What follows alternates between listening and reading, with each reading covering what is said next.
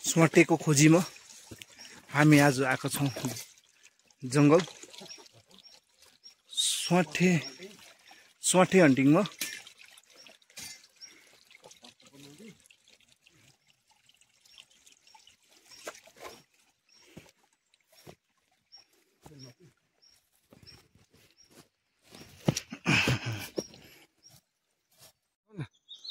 हातले देखाउँदै हिँड्नु लु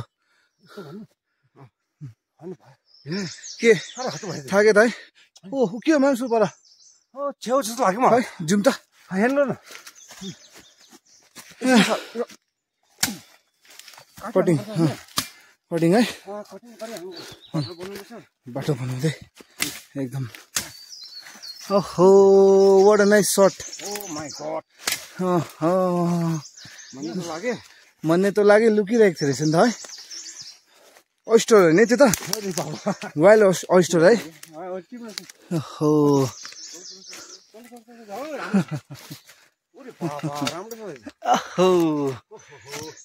वाउ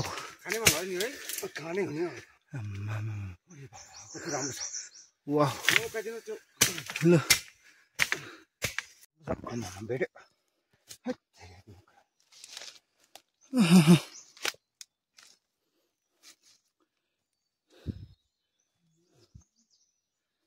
सेडिस भइरहेको छ है।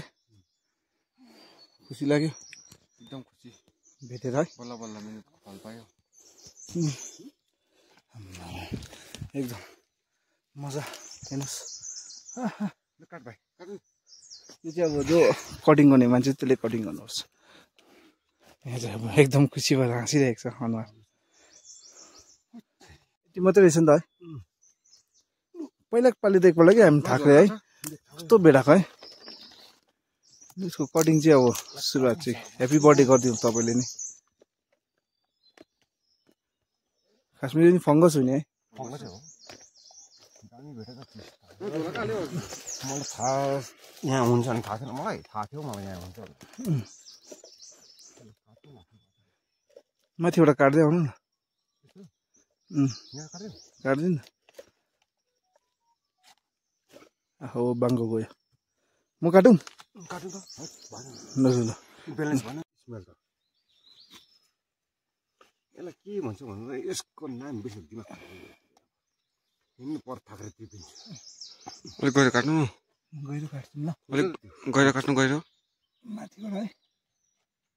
बहु कति कडा बसेको हुन्छ सधैँ सबै काट्नु। मलाई यहाँ छ जस्तो लागेको थियो। यता अर्को सिकारी मान्छे हुनुहुन्छ। दामी छ मिठो। अघि भिडियो हेरेपछि फेरि दग्दिनु थाल्यो हामीलाई है। यसलाई चाहिँ के भन्छ जङ्गल मसरुम भन्छ। Wild mushroom wild mushroom wild mushroom दामी छ। वाइल्ड मसरुम हन्टिङ हन्टर्स यो माथि पनि हुन्छ कि यसपालि पनि लिएर आएको छ भिडियो तपाईँको लागि है। राम्रो छ पुरा मिठो पुरा मिठो। हात काट्दै लाग्ने एकदमै वाइल्ड मसरुम त जाउँ न माथि टिप्नुपर्छ। माथि थाक्रै छ जस्तो लाग्छ मलाई। ए यस्तो प्रकारले निकाल्नु रहेछ च्याउ हाम्रो लहरासँग है। दामी छ त्यो ओए भिलेजलाई पनि हेभी खान्छ नि च्याउ है। थाहा थिएन मामा कस्तो त कडा हुँदैन रहेछ त अन्त। लाइफमा फर्स्ट टाइम काटेको मैले च्याउ।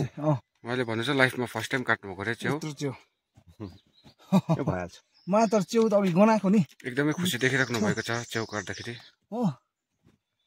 त्यो च्याउको बास्ना आएको नि हो गनाएको नि बास्ना नि। मलाई यहाँ चाहिँ छ जस्तो लाग्थ्यो नि। खानेकुरोको त बास्ना आउँछ नि है म्याम्स। हजुर गन्ध आउँदैन बास्ना आउँछ नि।